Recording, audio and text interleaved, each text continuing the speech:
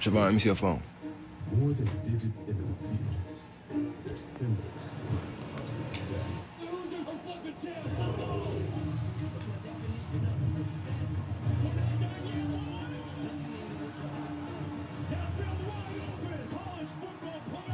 How the fuck is you watching me?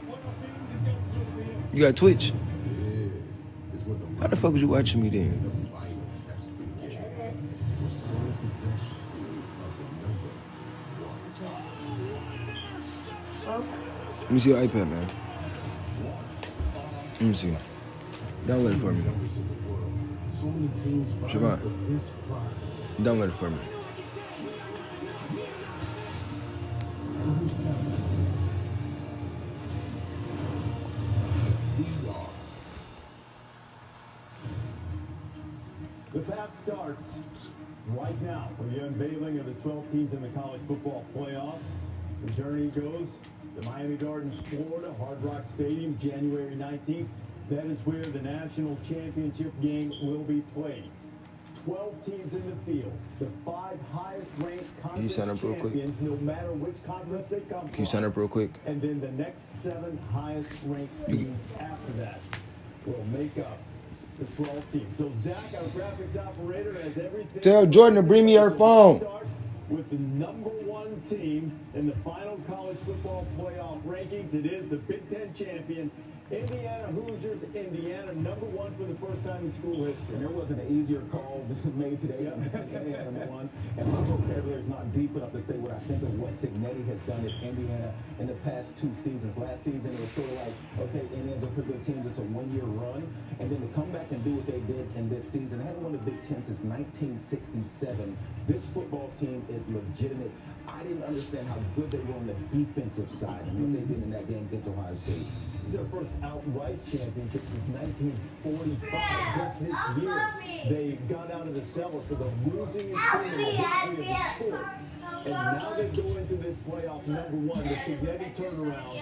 With all due respect to Bill Snyder, Kansas State, the greatest turnaround in college football history. Go to Twitch for me. Ohio State and Indiana just flipped spots. So the last 2 national champions have been from the Big Ten, and 1-2 will again be from B1G. And I think Ohio State, a little bit of question. Would it be Georgia at 2? Would it be Ohio State at 2?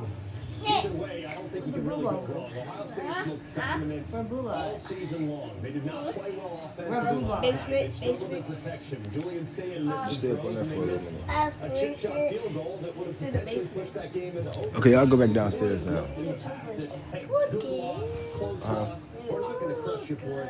You just not getting Through in? the Buckeyes as well, and I think it probably makes a lot of sense to have them too. Now we've talked about this quite a bit. Remember, this is different from last year, the first year of the 12-team field, where you had the 4 highest-ranked conference champions getting the byes. Now it's just 1 through 4, no matter what conference you're from. So you have 2 Big Ten teams at the top of the bracket. At number 3, we presume will be SEC champion Georgia, and it is. The Bulldogs avenged their regular season loss to Alabama with an impressive performance in Atlanta yesterday. Without a doubt, and we came into this thing, I was talking about identity, and when it comes to identity, no one knows who they are more than the Georgia Bulldogs. They are a physical team, and they'll take you to the phone booth, and if you can't deal with them in the phone booth, you got no shot of beating them.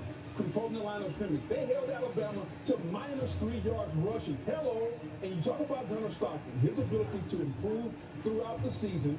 And the defense was young early on, but they're seasoned veterans now. I don't think anybody wants to see this version of the Bulldogs.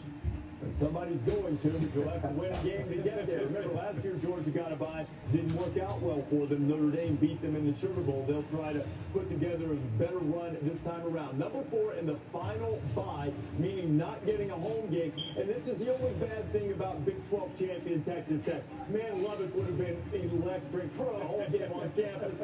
But the Red Raiders, Big 12 champion, their first conference championship since 1954. And the Red Raiders are seeded 4th, and there they are in Lubbock celebrating what Joey McGuire and company have done. Yeah, and what they were able to do is beat BYU again. They forced 3 turnovers, beat them the first time in the regular season, came back and did one better, forced 4. That defense against BYU was outstanding. That is a football team. We talk about their offense. Their defense is about as good as we've seen in the country. So Texas Tech, good or not, and you know what? I believe with that defense, They could make a run. I'm not going to be shocked, Especially if them in the national championship. That front four, how they get after the quarterback. No doubt. We have David Baylor, Mello Hyde, and Lee Hunter. Defense, and Jacob Rodriguez, best linebacker in the country, might be a Heisman Trophy finalist, if not winner. Now, team that has a home game, seeded number 5. The Oregon Ducks. So 3 of the top 5 teams in the country are from the Big Ten.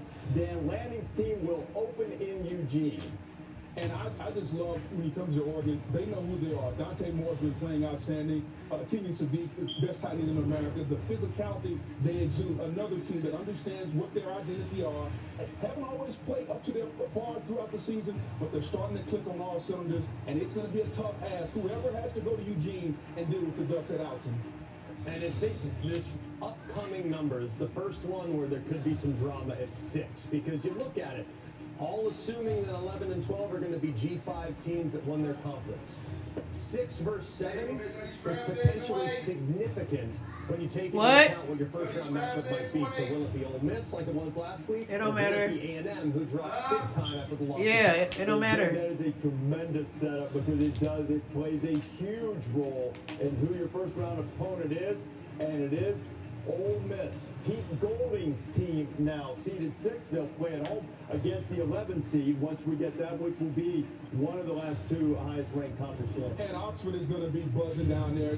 Good for Pete Golding. He's now the permanent head coach. Lane Kiffin, the coach of LSU, allowed the OC, Charlie Weiss Jr., to come back and call the play. So now they have the staff together, and they're ready to make a run. Trinidad Chambliss, Kawan Lacey, this defense, they feel really good about what they have now in Oxford, Mississippi. Well, Ole Miss will have a home game, the biggest game in the history of Ole Miss football. The Grove will be buzzing. It will be, yeah. They will win the party, and they'll try to win the game. Another home game, seeded 7. Gig'em, Mike Elko's team, lost its regular season finale at Texas, kept them out of the SEC championship game. Good consolation prize, home game with the winner getting Ohio State. And I got to be honest, if I'm A&M, I have a bit of a gripe, frankly, because A&M, you look at their strength of schedule played, they're sitting there at 16. They're sitting 1 spot behind Ole Miss, whose strength of schedule resides at 41. You can say, well, the best win for Ole Miss, Oklahoma. Well, they went to Notre Dame and knocked off the Irish, who might be a top 10 team in the college football playoff team as well. So the first disagreement I have so far, but still, A&M, excellent football team. It'll be a difficult matchup for everybody. And then the final team to get a home game in this year's college football playoff, Oklahoma. Now, the Sooners have struggled mightily on offense. Their defense is tough, and we have 3 SEC home games. And you mentioned the offense. I don't know that I've seen a team in the past few weeks that have defensively made plays when they need to, whether it's a blocked field goal, whether it's a pick 6. When their offense has been struggling, the defense has stepped up and made plays, created opportunities to make it easier on their offense. If they can play that way, they have a chance to make a run, but their offense has to get better. Okay, these are the teams that have the home games, and while I agree with Greg, there's a lot that you can dispute about Ole Miss and Texas A&M and the order there. This was a relatively easy part. Yeah, okay, now, because of what we mentioned again, I just want to emphasize this. I'm not trying to talk to everybody like they're kindergartners, but just remember, 2 more conference champions have to go into the field. They are highly unlikely to be ranked in the top 12, so they're going to displace 2 teams in the rankings. So that means there are only 2 spots left. These are the contestants. Alabama was lost in the SEC championship game, and the much ballyhooed debate between Notre Dame and Miami. So, number 9, who will go to Norman to take on Oklahoma? And it's Alabama who didn't move. Maybe the game that had Alabama sitting on the bubble, they'll get a chance to avenge that game. Yeah, I think when you look at this, you kind of saw it going in this direction already with Ohio State being 2. A team that also lost their conference championship game. They weren't overly penalized. They dropped just 1 spot and flipped the team right behind them to acknowledge the head-to-head. I think they clearly drew conclusions about Alabama based on a 12-game sample size. And that's the way it should be evaluated when you take into account the teams they were being evaluated against had just 12 data points to evaluate. So Alabama need to get back on track offensively, need desperately to get healthy. But they have an opportunity, like you said, Grease, to avenge that regular season loss. But, you know, I will say this. I understand the concept of not being overly punitive for a conference championship game. But if you're going to play them, they need to have stakes both ways to win the conference championship. And what happens if you lose? They have to count somehow. And we're talking about Alabama maybe having the best win in the sport by going to Athens. They also have one of the worst losses by losing to Florida State. So we just cannot erase that. I'm surprised at this move right here. Okay, well, the one day we'll have time for this. You have to define loss by record. Absolutely. If you go by power rankings, Florida State's still top 30. I'm not trying to excuse it. I'm just saying all of these things you factor in and try to define them. So now we're basically back where we started. There's one spot left in terms of at-large teams, and it almost certainly is going to be Miami or Notre Dame. So, number 10, and it is Miami without playing. Wow. Without playing on the final Saturday. Notre Dame had been ranked ahead of them the entire time. And now they flipped them, Joey. Yeah, this is very strange to me. And again, Reese, you mentioned earlier that they hadn't compared these two teams. Well, why not?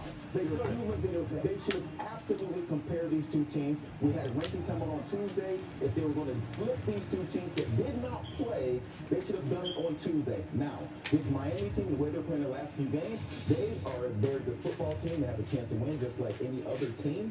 But So Notre Dame out? That you have two teams that were sitting on the couch yesterday that somehow flipped in their rankings. I would say, just saying, and I'll let you make your point, Booger. There's not a lot of difference in terms of the entire body of work if you're looking at the analytics. Notre Dame's a little bit higher in FBI, which is a forward-looking measure. They're basically the same everywhere else. So here's the thing, to your point. We do this week in and week out. And it's a beauty pageant. Now that the season is done, it's a resume contest. And so it's very easy to go back and compare these two teams when it comes to the resume contest, because now the head-to-head has to come into effect. The resume didn't change from Tuesday. I know, but everybody's resume is complete from the standpoint of Their resume was already complete. But today doesn't change their resume. It was complete when we had the ranking on Tuesday. And so if we're going to make sense of this, as we're trying to watch it play out, if you want it to make sense, then make sense. If the resume was done on Tuesday, and on Tuesday Notre Dame was a better football team, and the resume has not changed a lick. Two teams were sitting on the couch. Somehow that flipped. There was one team between them and BYU that lost. It's now moved back. Now, if they're right next to each other, we're assuming BYU's moved back. We don't know that. Yeah, but right. It's true, but the way they do it, it's in larger groups. They should have already been compared. I don't differ with the decision. Correct. But now nothing. I agree with you. Nothing's changed. Makes sense. But everybody's resume is now done, and at that point, Their I know, but the entire season is now done, and now we have to compare the head-to-head, guys, and that's what rules. And they should have gone back and watched it like I did, and like I think several others did. When you watched that game, it might have been a 3-point margin. It felt like more. What you think they didn't? They did. I think they absolutely did. They should not let motherfucking. No, who Indiana just beat? We'll have plenty of time for that, but there are two more teams waiting. We've got two more Ohio conference State. champions to get in. Yeah. You have to have 5. So the 4th highest ranked conference champion, number 11, is Tulane. By the way, this just in. We've seen this before. Ole Miss won by 5 touchdowns in the regular season. They played Tulane, champion of the American, had a terrific season. But That's the college everybody picked just to pick on NCAA to make them good, because they ain't never good. None of their players look like real players, do they? And how about that? There's another little twist. They look like all D3s. It's going to Florida. Pete Gold is now permanent head coach, but Ole Miss without Lane Kiffin. You mentioned the 5 touchdowns. We also saw Duke in Virginia. It was a rematch last night, and Duke came out. Duke lost by 17, I think, the first time. So just because it was a blowout the first time doesn't necessarily mean it's going to be a 5-touchdown. John Summerall's a good coach. I think he'll have his team ready to play. Okay, let's go to the last spot, the team that will go to Eugene to take on Oregon. Well, and it is James Madison. So you have 2 group of 5 teams in there. Woo, what the fuck? James Madison in Tulane? That's weird as hell. They got a large team in the field. And the Streamers are That's another team that everybody was using to get their school money. Because if you play with them in college, online, you get them money. You get them like $5,000. It's some type of incentive that the college get. You ever heard of that or saw that this year? he's got business to attend to because going on the road to But Eugene. yeah, when you play with a certain amount of games, each amount of games you play with them, they'll be tough to beat. or Road to Glory, they pay to college or some shit like that. First team out, I assume, is Cause it's like promotion or some shit. Notre Dame. I mean, I don't think that's a huge surprise. The Irish, it has to be gut-wrenching for them after being in the field pretty firmly until last week. That's crazy. And then getting bumped. Second team out is BYU. Notre Dame was number one, number two last year. Both to Texas Tech, both decisively. Kalani Sitake has an excellent team, but committee deems not quite enough to make it into the field. Notre Dame is the team that is on the outside looking in. It is a team that I know Kirk Herbstreit joins us again now. Kirk, I've said I know Notre Dame. If you just looked at the tape, if you just watched them play, one of the 5 best teams in college football right now. So, Kirk, let's start with you as Nick and Chris Fowler have joined us as well. Give him that white What's charger your over there, reaction babe. to what you just saw? Could you get it? I could get up and grab it. Like we talked about before they released the rankings, I think again it became a debate between Miami and Alabama. I think they got the nod. I think Miami and Notre Dame. I think the head-to-head that Joey's talking about. One of the things I think is interesting, based on what we've always been trained, is, and I know the Tuesday night show creates some drama, and it creates a lot of heartache and headache for a lot of people to understand. But they really don't feel that their rankings are true until they get all of the data in. And with BYU losing a second time convincingly, even though Miami didn't play, Notre Dame didn't play, that put BYU behind Miami. And now head-to-head matters because they're right next to each other. And, they went on the field last week. It's hard to justify. How can a team go by when either team played? They would tell you in that room that we needed all the games played, all the games finished. And now we can see that Miami and Notre Dame were next to each other, and last week has nothing to do in their minds with this week and their final. But that goes back to Notre Dame not being in the division. You get what I'm saying? What happened? This is, to me, a mistake. If they would have been in the college conference, they would have been able to showcase. We ain't get to see shit.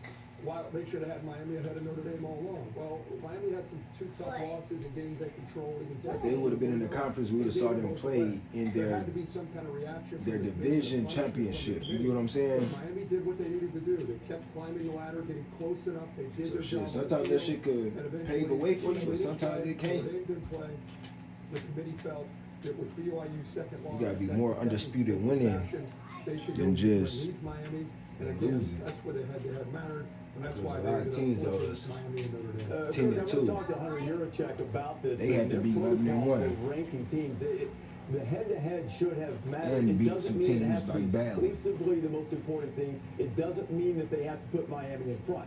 All I'm saying is that I don't think we should create the idea that they couldn't really consider it until they were right beside each other. That's not really how their protocol is set up. Nick Saban old ass. He stayed with the Christmas tide colors on. To this decision and how Look at his pool table. That motherfucking Crimson Tide. Well, I think the fact of the matter is all 3 of those teams should have gotten in and Nick deserved the right Saban to old play ass, in boy. the college football playoff. And for years now, we have kept tweaking the criteria of how we select teams to be in the playoff, whether it was a 2-team BCS, whether it's a 4-team playoff, and now 12-team playoff. But really, I think that we're going to have 2 teams in the playoff, no disrespect to the group of 5, that are nowhere near ranked as highly as some other teams that are much better than them. And I think that maybe something that we can learn from this, because, to me, this has got to be devastating for Notre Dame's team, not to get an opportunity to play in the playoffs, that we can learn something from this that will help us come up with a little better criteria of trying to make sure we get the best 12 teams in the playoffs. Damn, but Bama got 3 losses. The whole idea of conference championship games, and also the tiebreakers that get you in the conference championship game, and each conference has a significant impact, on what happens in this whole thing. So, See what I mean? I don't think there was a good That's answer exactly what I just for all said. this. I'm happy That for the conference teams that play, got they ain't in. got no I think the conference. committee did a Shit. really good job. I just think there was one team left out that I just don't think should have been left out some kind of way, but there was no way around it. To Nick's point, just to illustrate that, Miami lost out on a tiebreaker, 5-way tie for second place in the ACC. Had they played in the ACC championship game, since they were the highest ranked team, they would have either won their way in. It would have created another at-large spot instead of having two teams from the group of 5 if they had won, or they would have lost, and we wouldn't have had this controversy. Chris Fowler with us now. Chris, you've watched this for years. Scared to play that conference For a game. long time. I think this is probably Sometimes that shit can knock you out the playoffs. Difficult Sometimes it can knock you the higher. entire playoff era. It's scary. I agree, Reese. This is a bracket that's going to be talked about forever, really. And not just because Notre Dame got excluded, but because of the framework that created the choices That the nigga committee need to had go to cut make. his eyebrows. And talks about tweaks. There was a tweak after last season where people didn't like about his it. ass just There's look going to too be dirty. more than a tweak, I think, going forward, because Don't he all look of a sudden, rough as hell? inclusivity, which most people in the sport think is a pretty good idea. Even Greg Sankey, Riggedy. the commissioner of the deepest conference, thinks that you can't have a group of 5 conferences play and have it mean absolutely nothing the entire season if there's not a possibility of getting in the CFP. So inclusivity sounds good until teams like Notre Dame or Texas Commander get squeezed out. Then people have a serious problem with it. But this is one we're going to talk about for a long, long time. If you're Notre Dame, you're crushed. They were worried about this. I know they projected confidence. There was a lot of unease on the part of Marcus Shribben and others because they saw them drop last week, and now in consecutive weeks without playing, they have dropped in the rankings. And it ends up costing them despite a 10-game winning streak to finish the season. Having said that, I have no problem with Miami getting in based on a head-to-head, even though it was early in the season. They won that game at the line of scrimmage, held perhaps the best player in the sport, Jeremiah Love, who could win the Heisman, but certainly be there as a finalist in New York on Saturday. They're Rakai 33 off yards of Twitch on 10 carries. because So that his was real. ass There was a gave great somebody field some goal flowers play, in but it still Walmart matters, and I think and has to walked out matter. There's no Walmart and incentive didn't to pay schedule for it. any kind of meaningful Walmart didn't come harass him That's not the nothing. committee's job Twitch to protect that, just saw it. or the committee's job to You know? protect with a sentimental eye the conference championship fuck? games, but those are also in danger as we know going forward. You know, we said on game day Saturday, Roy Kramer, who was the architect of the SEC championship game, just passed away over this past weekend. It's one of his greatest contributions to the sport, and so much has changed. Maybe that's about to change as well because of these ramifications. Sometimes there's more risk involved than reward. Nick, what's your reaction to all Bro, this? when on stage made that remark about it or whatever. Chris kind of made a point about the tweaking in the future is I think you have 10 teams that are getting What's the evaluated coolest on thing one you set of stole? criteria in this year's polling, and you have 2 teams that are getting in the playoffs evaluated on a whole different set of criteria. The host of the based on, Streamer Awards last night 5 asked conference Rakai, championships, the highest. what's the 5 coolest conference thing you ever championships stole? getting in. And I think some kind of way we got to bring that to balance. That we shouldn't be evaluating Everybody was teams thinking in it was the like- playoff with a different set of criteria, which is like it was definitely the a case. slur or some Had type to of be shit. done this year the way things worked out. And conferences, in many respects, aren't even really conferences anymore. They're sort of scheduling conglomerates or associations as well. Kirk, as you've looked at this, had a few more minutes to think about it, what else are you thinking in terms of this decision, potentially having thresholds for conference champions to get automatic bids? What are your thoughts? I don't know, but sometimes that stuff like that is like click farm. I don't know. Not saying it makes the app better or worse, though. But I don't think people just think people are just stealing off of Twitch, though. I do think that it I don't would be think great if there was that some harms Twitch. I don't think. You know? Does it make sense what I'm trying to say? To be able to qualify to get in. Like, did I bring a negative spotlight on y'all? What they told us at the beginning of this is we want the But it best kind of 12 do teams. because it kind of do though because you got people that's trying to do deals with Some of the 12 teams, but we have Notre Dame, with Walmart. You get what I'm and saying? Texas sitting home, the years that they had and what they went through Yeah, this year. It'd be great if they had 16 teams. Maybe that's the next answer. Let's get this thing up to 16 teams and see what we can do. wanna take it? I think at the end of the day, conference championships, when you look at Alabama and you look at Notre Dame, having to play that extra game for Alabama, the way that game was looking, 21-0, which direction, was this going to be an embarrassment for Alabama?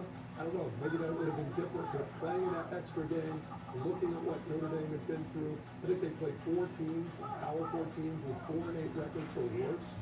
As they looked at them side by side, I think playing in that bonus game, end of the day, did not hurt Bama, and they didn't want to set that precedent. I think Greg mentioned that earlier. Hey, you know, Kirk, that's interesting. We brought this up on game day Saturday, that if you look at the paper, the data, the metrics, you probably favored Alabama and Oklahoma for that matter.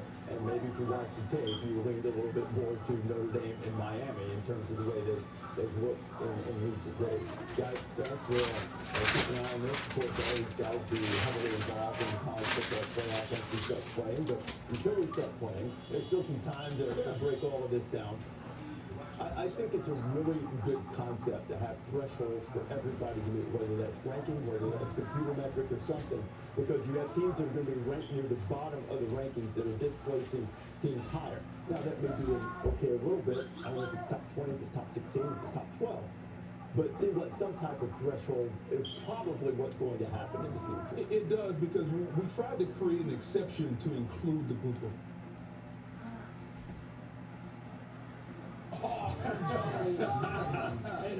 The table is out. The stars are ready to go. The players are starting to take the field. They're taking the field in Indy. In Jacksonville, I should say, the Colts are Bro, take that Thomas too off. Right, last minute news and notes from our reporters. We start with South Antonio in Baltimore. Really, it's amazing to think about it. One of these two 6-6 teams will host a playoff game, winning the AFC North. And that's what it comes down to for the Pittsburgh Steelers after the awful loss last week against the Buffalo Bills. Hey, at least my division ain't like that. I was told Damn. that on Monday and Tuesday, it took a while for the football team to overcome that loss and get back to work. And the understanding in the locker room was clear. We have one game against our division rival. We win that, and we're in first place.